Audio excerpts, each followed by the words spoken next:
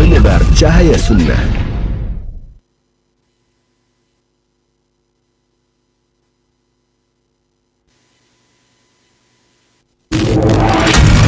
Roja TV, saluran dakwah Al-Quran dan kajian Islam. Para pemirsa Roja TV.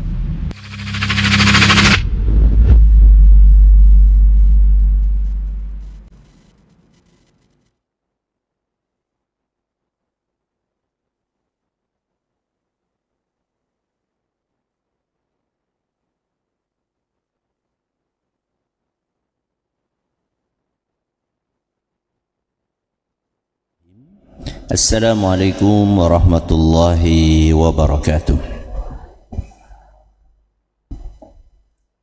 Alhamdulillahi rabbil alamin, wa bihi nasta'inu ala umuri dunya waddin, wa sallallahu ala nabiyyina wa sayyidina Muhammadin wa ala alihi wa sahbihi ajma'in, amma ba'd. Kita panjatkan puja dan puji syukur kehadirat Allah Subhanahu wa taala. Pada kesempatan pagi dan siang yang berbahagia kali ini, kita kembali bisa menghadiri pengajian rutin Senin pagi di Masjid Manarul Ilmi di Komplek Pondok Pesantren Tunas Ilmu di Desa Kedung Wuluh, Purbalingga ini. Kita berharap semoga Allah Subhanahu wa taala berkenan untuk melimpahkan kepada kita semuanya ilmu yang bermanfaat sehingga bisa kita amalkan sebagai bekal untuk menghadap kepada Allah Jalla wa Ala. Allahumma amin. Salawat dan salam semoga senantiasa tercurahkan kepada junjungan kita Nabi Agung Muhammad sallallahu alaihi wasallam, kepada keluarganya, sahabatnya dan umatnya yang setia mengikuti tuntunannya hingga di akhir nanti.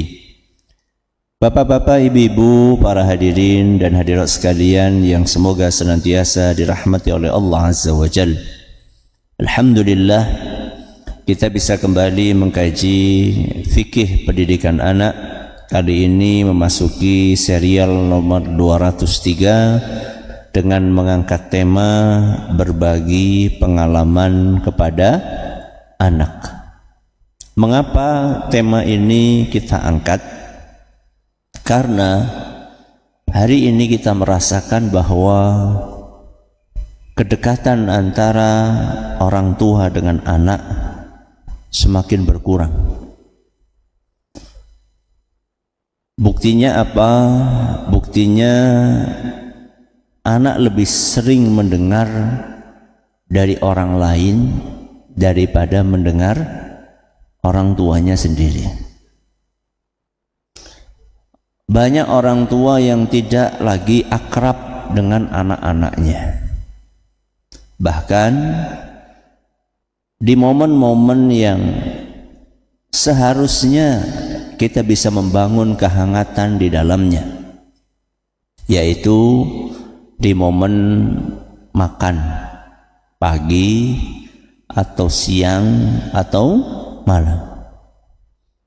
Bagaimana tidak, momen-momen seperti itu yang seharusnya menjadi momen bertemu, berkumpul, berbincang, ngobrol antar keluarga, justru malah menjadi momen yang dingin, tidak ada interaksi antara suami dengan istri, antara orang tua dengan anak, karena masing-masing sibuk dengan HP-nya. Bapak memegang HP, ibu memegang HP, anak 5 semuanya pegang HP. Tidak ada obrolan, tidak ada candaan. Kalaupun ada tawaan, maka tertawa karena melihat konten yang ada di HP, bukan karena tertawa mendengar obrolan dengan sesama keluarga. Itulah realita yang ada. Padahal keakraban antara orang tua dan anak itu sangat penting. Kedekatan hubungan antara ayah dan ibu dengan putra dan putrinya itu sangat penting. Kenapa demikian? Karena itu adalah salah satu kunci sukses di dalam mendidik anak. Salah satu apa?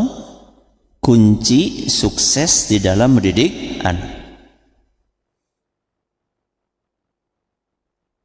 Mengapa demikian?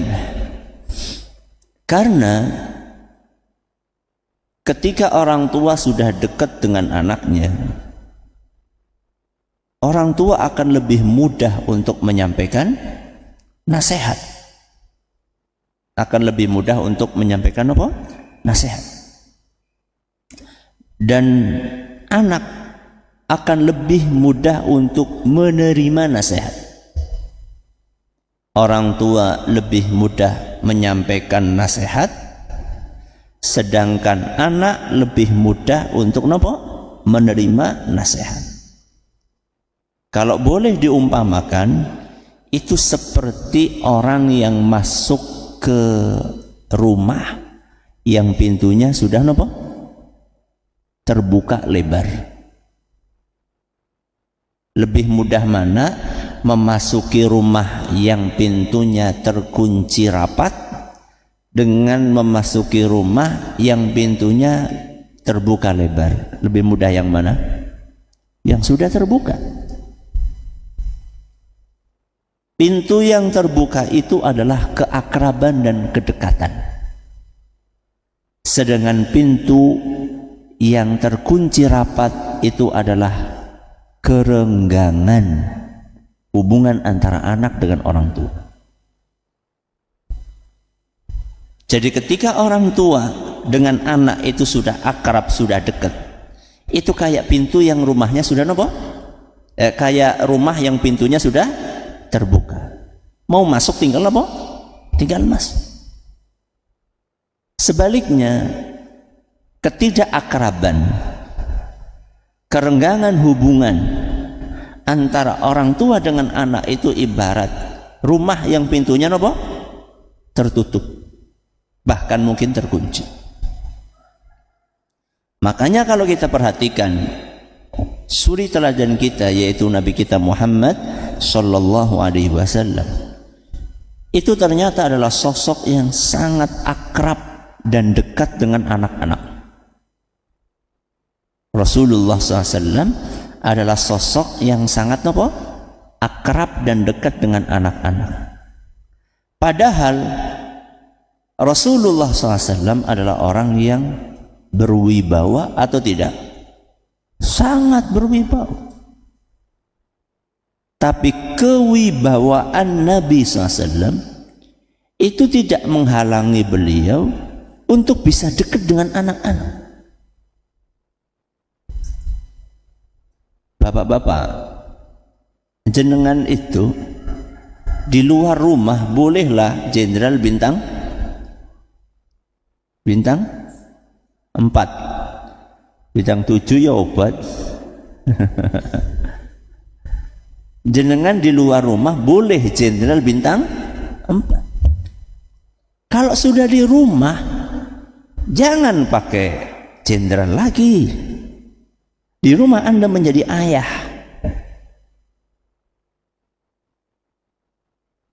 Bapak-bapak jenengan mungkin di luar sebagai bos perusahaan yang membawahi puluhan ribu karyawan.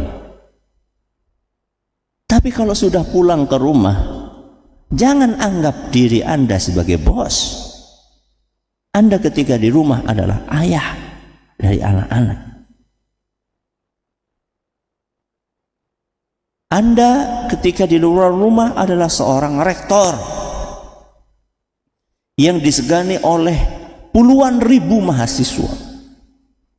Tapi jangan bawa label itu kemana? Ke dalam rumah. Status Anda ketika berada dalam rumah itu adalah sebagai ayah.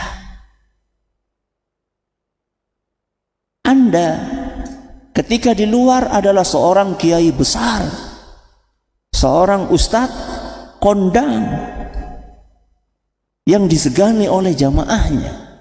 Tapi ketika sudah pulang ke rumah, maka status Anda adalah seorang ayah dari anak Anda. Rasulullah sallallahu alaihi wasallam, beliau adalah seorang nabi. Di medan perang beliau adalah seorang apa? Panglima. Di masjid beliau adalah seorang imam. Ketika ada orang berselisih, beliau adalah seorang hakim. Tapi ketika beliau sudah ketemu dengan anak-anak, maka beliau menjadi seorang bapak yang sangat hangat dan humble dengan anak-anak tersebut. Mari kita lihat apa yang dituturkan oleh Anas bin Malik radhiyallahu anhu. Apa kata beliau?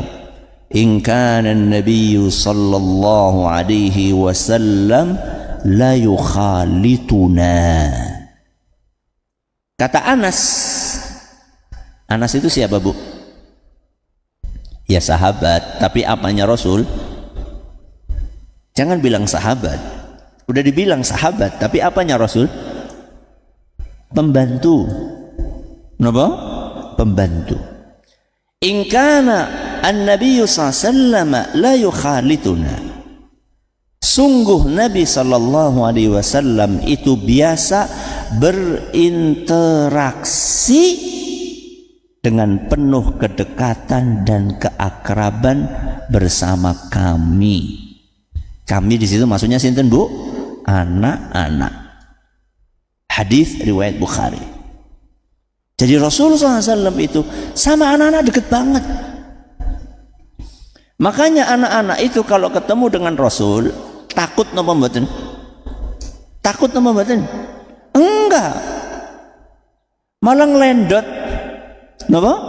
Ngelendot. Ngelendot siapa? Apa ngelendot bahasa Indonesia nih? Menggelayut. Ya. Pegangan sama Nabi SAW. Bercanda dengan Nabi SAW. Bu, bojone jenengan kados niku, Bu? Anak-anak yang jenengan itu kalau ketemu sama bapak pripun, Bu? Ya, wedi. Lihat Rasulullah SAW sama anak-anak deket, akrab, hangat. Kok bisa Ustaz Rasulullah SAW seperti itu? Salah satu caranya, ini akan kita bahas hari ini, adalah karena Rasulullah Sallallahu Alaihi Wasallam itu sering cerita. Sering apa? Cerita. Rasulullah SAW itu sering menyampaikan kisah kepada para sahabatnya, diantaranya kepada anak-anak kecil. Dan salah satu kisah yang biasa disampaikan oleh Nabi SAW kepada para sahabatnya adalah pengalaman. Kenapa?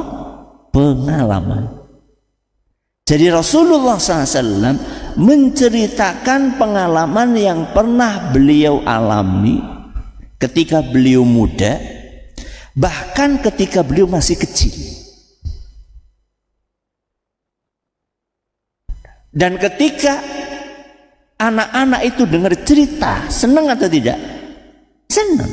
Jangankan anak-anak, wong tua nek diceritani senang. Ya. Apalagi anak-anak. Mari kita lihat contoh. Rasulullah SAW menceritakan pengalaman kepada para sahabatnya.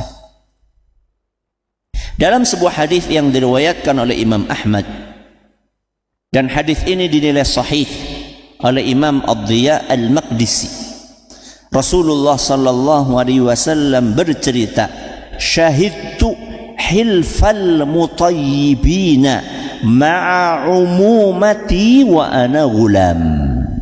Kata Rasul, ketika aku masih kecil, aku pernah menghadiri sebuah perjanjian yang namanya perjanjian al-mutayyibin bersama paman-pamanku.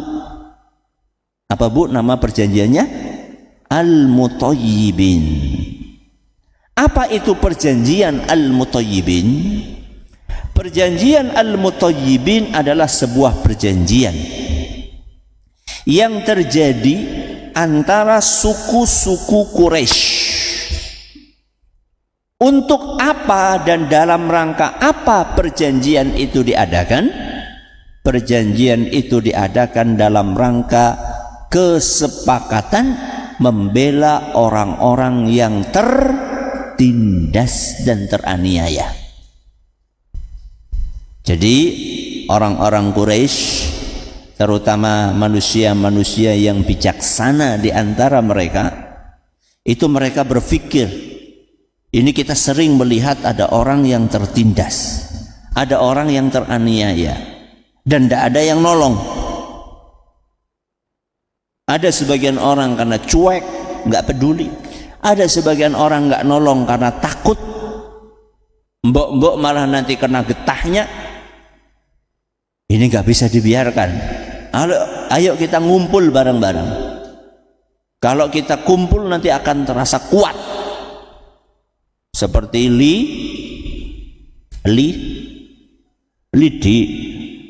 Seperti apa? Lidi. Ketika dikumpulkan jadi nopo? Jadi sapu, Bu. Ya, sapu kuat buat nopo? Buat nyapu. Ya. Kan susah kan? Kalau sudah jadi sapu diapain? Diapain ini? Dipatahkan gampang atau susah? Susah. Tapi kalau satu gampang. Jangan takut. Kita akan membela orang-orang tertindas, teraniaya dengan cara apa? Dengan cara kita bersama-sama membela mereka. Kok namanya al-mutayyibin, Ustaz? Al-mutayyibin itu diambil dari tib. Tib itu artinya minyak wangi. Maksudnya bagaimana, Ustaz? Jadi masing-masing dari suku membawa minyak wangi. Setelah itu minyak wanginya itu ditaruh di wadah. Suku anu bawa minyak wangi sor, suku anu sor, suku anu sor, sampai jadi satu. Kemudian semua yang hadir pakai nopo? Minyak wangi gabungan dari semua suku. Makanya namanya nopo? Al-mutayyibin. Kenapa kok pakai minyak wangi? Karena yang mereka sepakati adalah sesuatu yang bagus. Makanya pakai minyak wangi. Beda cerita kalau mereka bersepakat untuk membunuh. Kalau mereka bersepakat untuk membunuh, kira-kira yang dikumpulkan apa? Darah. Itu pernah kejadian itu. Ya, jadi ada satu suku, mereka siap untuk mati, siap untuk perang, maka mereka mendatangkan darah di mana? Di wadah, terus tangannya semuanya dimasukkan ke darah itu. Kalau ini adalah sesuatu yang sifatnya wangi, bagus, membela orang-orang yang tertindas. Makanya simbolnya bukan pakai darah, tapi pakai apa tadi? Minyak wangi. Rasulullah SAW cerita, ketika aku kecil, aku pernah menghadiri perjanjian tersebut. Terus apa kata Nabi?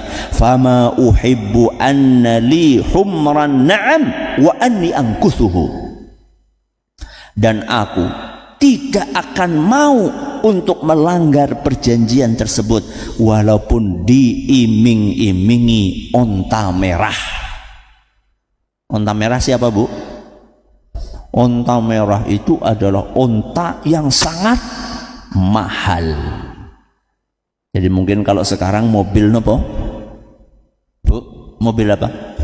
Mewah. Ya, kira-kira seperti itu. Ya. Jadi walaupun aku ditawari dengan harta yang melimpah sekalipun, aku tidak akan mau untuk membatalkan dan melanggar perjanjian tersebut. Ini Nabi cerita ya tentang pengalaman beliau menghadiri apa? Perjanjian. Di kesempatan yang lain Nabi cerita lagi. Cerita tentang apa? Cerita tentang pengalaman beliau saat masih kecil pernah menggembala kambing. Sebagaimana yang beliau sabdakan dalam sebuah hadis yang diriwayatkan oleh Imam Bukhari. Apa kata Nabi SAW?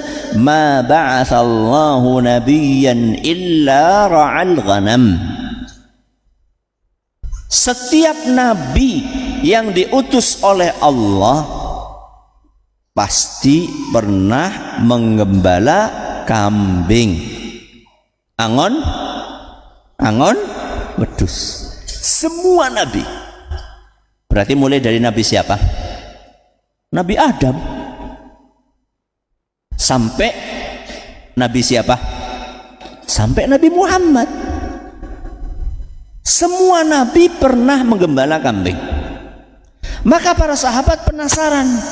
Wa anta ya Rasulullah. Wahai Rasul, apakah engkau juga pernah menggembala kambing? Karena Nabi Muhammad nabi atau bukan? Nabi. Maka beliau ditanya, wahai Rasul, apakah engkau juga pernah menggembala kambing? Qala na'am. Bu, na'am apa bu? Nah, alhamdulillah. Ngerti ya bahasa Arab ya? Paling orang yang ngerti lah na'am lah ya. Nek boten apa bu? Masya Allah, keton wis ngaji. Ya. Naam, kata Nabi SAW, iya, kuntu ar'aha ala qararita li ahli Makkah. Dulu pas kecil saya ini menggembala kambing milik penduduk Mekah dengan upah beberapa kirat. Kira-kira ya upah yang sedikit. Jadi Nabi cerita tentang pengalaman beliau menggembala kambing. Maka kita sebagai orang tua meneladani Rasulullah SAW. Meneladani Rasulullah SAW untuk apa? Untuk membangun keakraban dengan anak-anak kita. Dan salah satu cara yang pernah dipraktekkan oleh Nabi SAW untuk menjalin keakraban dengan anak-anak adalah dengan cerita. Dan kisah yang perlu kita sampaikan kepada anak kita salah satunya adalah pengalaman. Ustaz, anak sekarang kan beda Ustaz. Apa bedanya? Anak sekarang kan gen alfa. Gen apa? Alfa. Salah satu ciri khasnya gen alfa itu Ustaz, mereka itu kritis. Coba sekarang anak jenengan kalau disuruh sesuatu segera mengerjakan atau nanya dulu bu? Bu, nanya atau langsung gagean? Nanya. Ayo nak, berangkat ke masjid yang gasik. Apa bu responnya? Kenapa sih? Kenapa? Nanya tuh. Ya. Kalau kita dulu disuruh berangkat ke masjid sama mbah kita atau sama bapak kita, pripun bu? Langsung apa takon? Oh, nek takon sing mentu apa? Sabuk. Sabuk apa? Sabuk kulit. Bet. Apakah itu bisa kita praktekkan dengan anak kita hari ini? Bubar. Ya. Minggat anak itu kalau begitu. Jadi anak kita hari ini itu kritis. Ada bagusnya dan juga ada gak bagusnya. Ya. Bagusnya dia jadi mikir, dia jadi tahu alasan kenapa kita melakukan ini, melakukan itu. Nah, masalahnya adalah ketika kita mau mempraktekkan hal ini, berbagi pengalaman kepada anak, itu ada kemungkinan nanti ketika kita ceritain pengalaman kita, maka anak itu akan merespon kayak gini. Itu kan dulu. Napa Bu? Itu kan dulu. Sekarang beda. Kira-kira Bu, nek jenengan cerita wis kesel-kesel goleh cerita, udah capek kita cerita, tahu-tahu anak jawabnya apa? Itu kan dulu, jadul. Kira-kira jenengan pripun Bu? Hah? Emosi apa? Agar itu tidak terjadi bagaimana? Nah, agar itu tidak terjadi bagaimana? Harus ada pendekatan yang relevan. Harus ada cara di dalam menceritakan pengalaman yang menarik. Itulah kenapa saya bawakan di sini ada berapa poin, Ibu? Ada 4 poin. Ada 4 poin yang perlu diperhatikan ketika kita pengen cerita pengalaman kepada anak. Yang pertama, kaitkan dengan kondisi kekinian. Kenapa Bu? Kaitkan dengan kondisi kekinian. Jadi kalau kita cerita sesuatu yang pernah terjadi di zaman dulu, coba dihubungkan dengan kondisi hari ini, sehingga nyambung. Kenapa Bu? Nyambung. Contoh misalnya, dulu kalau kita mau ngabari sesuatu, mengabarkan sesuatu kepada orang lain, pakai nopo? Pakai nopo? Surat. Surat itu sampainya kapan? Tergantung. Biasa apa?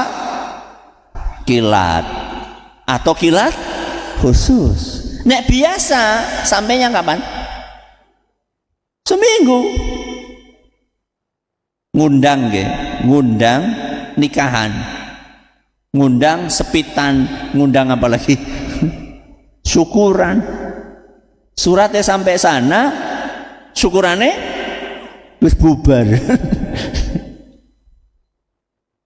Dan hal itu nggak dialami oleh anak kita hari ini. Jadi dia itu susah untuk membayangkan. Maka hubungkan itu dengan realita hari ini. Nah, dulu itu bapak atau ibu kalau mau ngasih kabar kepada nenek atau kakek itu butuh waktu sampai seminggu. Nah.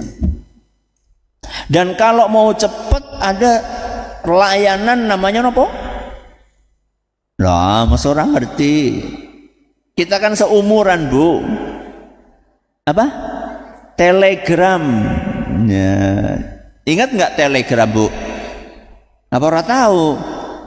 Ngitungnya per apa? Per huruf. Bayangkan. Jadi per huruf itu dihitung. Makanya kalau ngirim telegram itu kata-katanya singkat, padat. Pripun jajan? Bapak sedo ndang Bali. Itu cok. Berapa kata itu? Bapak sedo ndang Bali. Berapa itu? 4 kata. Kenapa? Larang. Jadi gak bisa telah meninggal dunia pada hari jam di rumah. Ketahuan gue. Tambah nopo? Tambah larang. Tapi kalau sekarang subhanallah, hubungkan itu dengan anak kita, dengan kejadian yang dialami oleh anak kita hari ini gitu loh. Coba nak, dulu itu bapak kalau mau ngirim kabar sama kakek itu butuh waktu seminggu. Sekarang kamu mau ngabari bapak, mau nelpon nenek, itu tinggal angkat HP. Dan nggak perlu pergi kemana-mana. Dulu pas awalnya zaman ada telepon, kita mau nelpon harus kemana, Bu? Wartel. Nah sekarang mana tahu wartel? Warung telekomunikasi ya? Apa telepon? Warung telekomunikasi. Habis subuh kita harus cepet-cepet buru-buru. Supaya apa? Supaya dapat harga murah. Karena jangan sampai lewat jam berapa? Jam 6. Ya. Karena kalau sudah jam 6 tarifnya naik, apalagi jam 7 ke atas. Kita cerita hal itu kepada anak kita, dihubungkan dengan mudahnya hari ini mereka punya HP.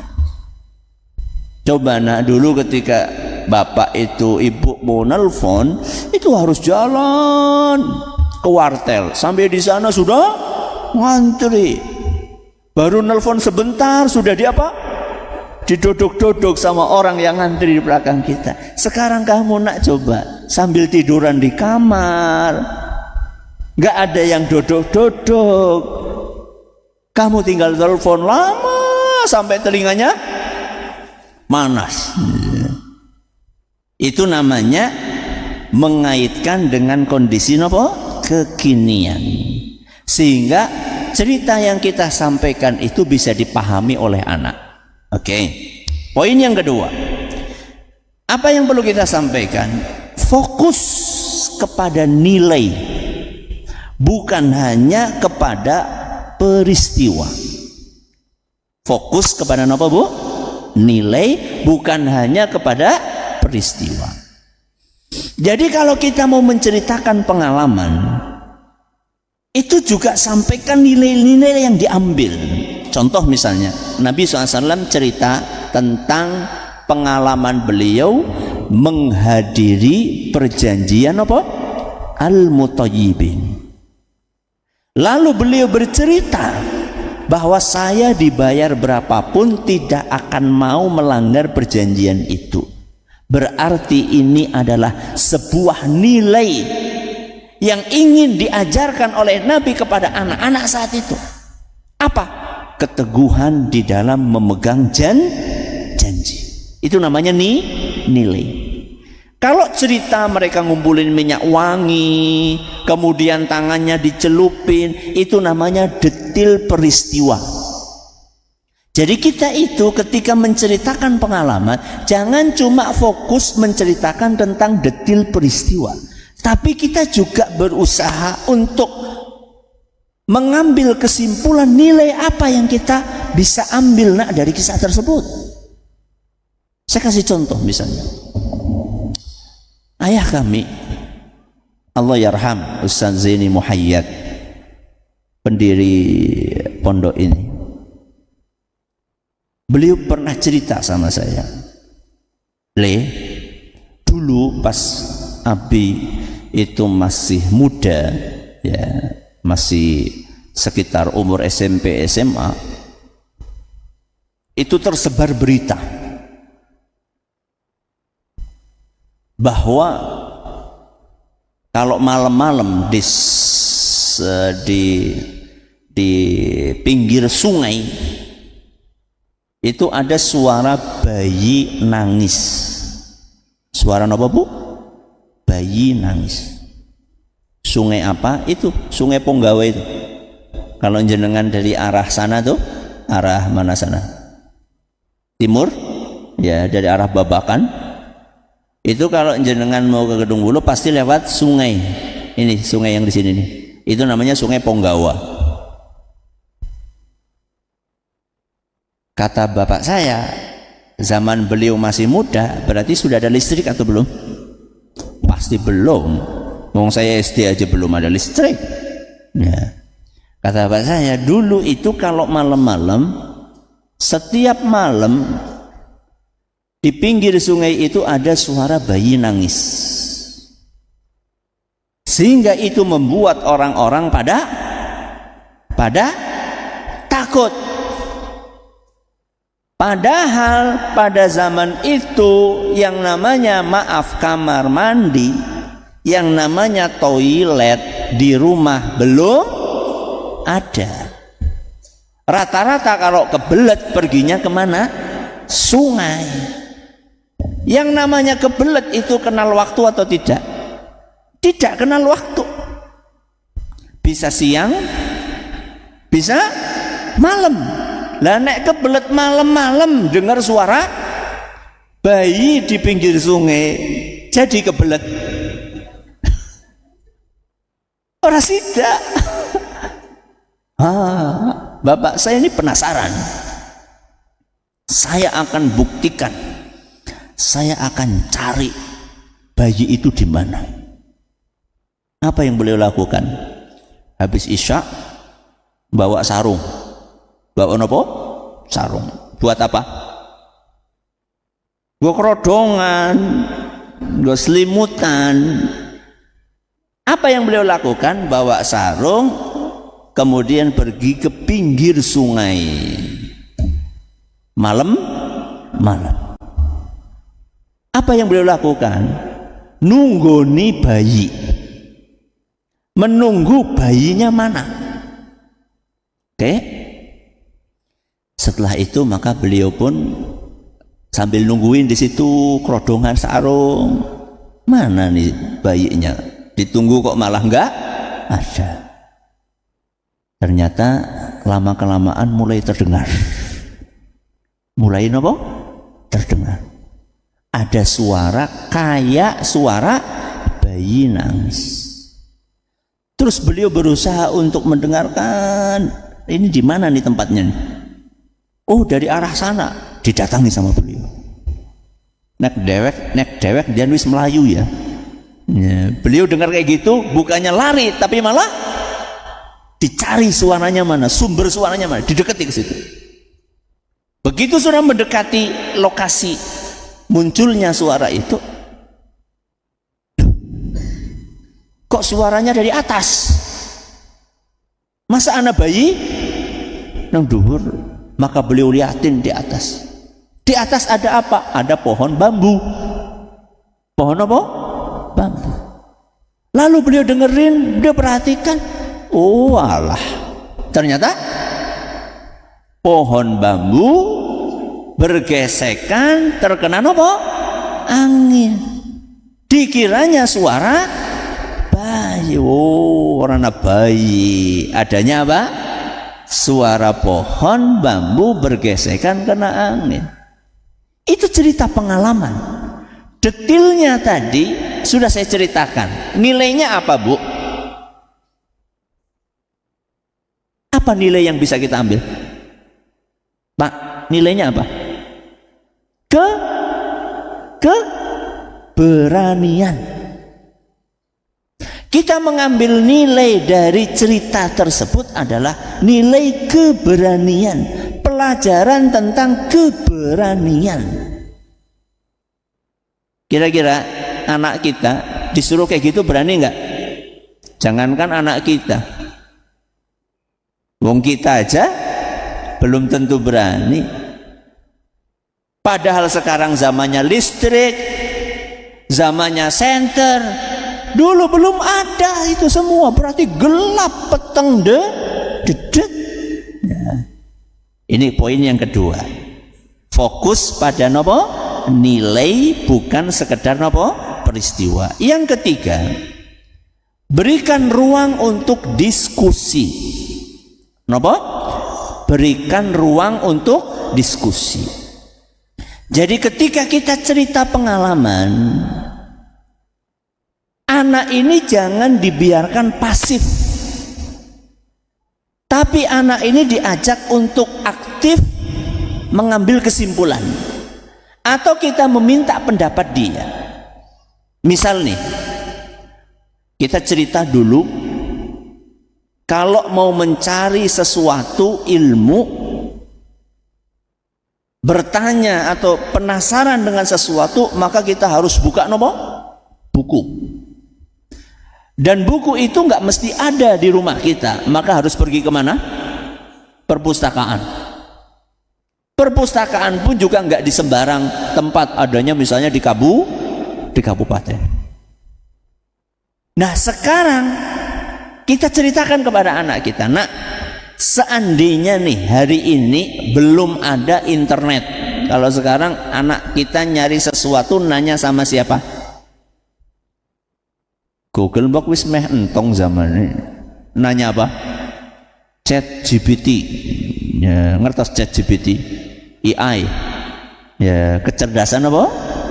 Buatan, tapi harus hati-hati juga ya. Atau nanya Meta ya. Coba nak bayangkan kalau seandainya di zaman ini tidak ada atau belum ada internet, belum ada AI, belum ada Google, terus kamu pengen tahu sesuatu, apa yang kamu kerjakan? Ajak dia untuk diskusi.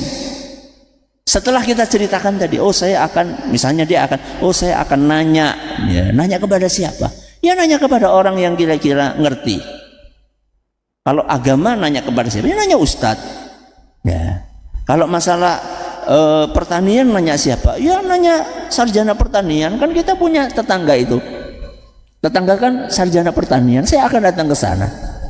Jadi ajak anak untuk berdiskusi. Sehingga saat dia mendengarkan cerita, dia sikapnya tidak pasif, tapi dia diajak untuk aktif. Dan kalau dia diajak untuk aktif, maka dia merasa dihargai. Oke, yang terakhir, yang keempat adalah jadikan interaktif. Apa maksudnya interaktif? Anak diajak untuk bukan hanya mendengar pengalaman, tapi merasakan pengalaman. Contoh, dulu kita biasa bermain mainan yang terbuat dari bambu, disusun, kemudian dinaiki. Itu namanya apa? Enggrang. Napa? Enggrang. Bambu, terus dikasih napa? Dikasih bambu lagi, terus dinaiki berdua. Dua dinaiki di atasnya.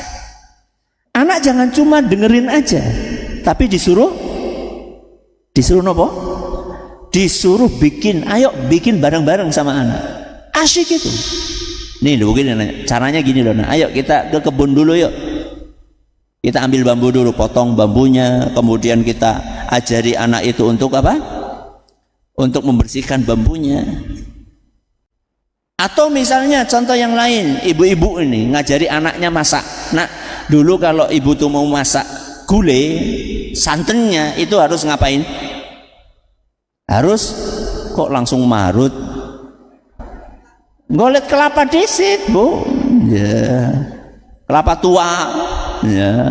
Setelah itu diapain?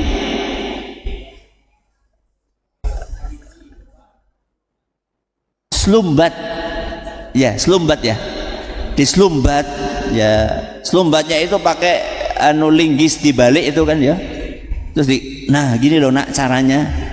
Anak sekarang mana tahu santan gak dimengerti? Warung regane pira? Santan itu harganya berapa? 2.000. Ajak anak itu untuk merasakan bagaimana pengalaman yang dulu pernah kita rasakan. Nih lihat nih caranya kayak gini nak, kelapa tua, kemudian disobek ininya, sabutnya, setelah itu diapain? Dipecahkan, terus kelapanya dicungkil, baru itu diparut, setelah diparut baru diperes, kasih air. Ini nak nih, supaya kamu tahu bagaimana dulu kita mau masak itu betul-betul capek terlebih dahulu, sehingga orang menghargai masakan. Nah itu nilai ya. Sekarang kenapa masakan sering dibuang-buang? Karena merasa wah gampang, nanti tinggal beli lagi. Tapi ketika kita memasak dengan penuh penghayatan dan lewat perjuangan yang jauh dan lama, maka saat itu anak bisa merasakan dan menghargai makanan yang ada di atas meja makan. Ini yang bisa kita pelajari hari ini, semoga bermanfaat bagi kita semuanya. Terima kasih atas perhatiannya, mohon atas segala kekurangannya. Kita akhiri dengan doa kafaratul majlis. Subhanakallahumma wa bihamdika asyhadu an la ilaha illa anta astaghfiruka wa atubu ilaik. Assalamualaikum warahmatullahi wabarakatuh.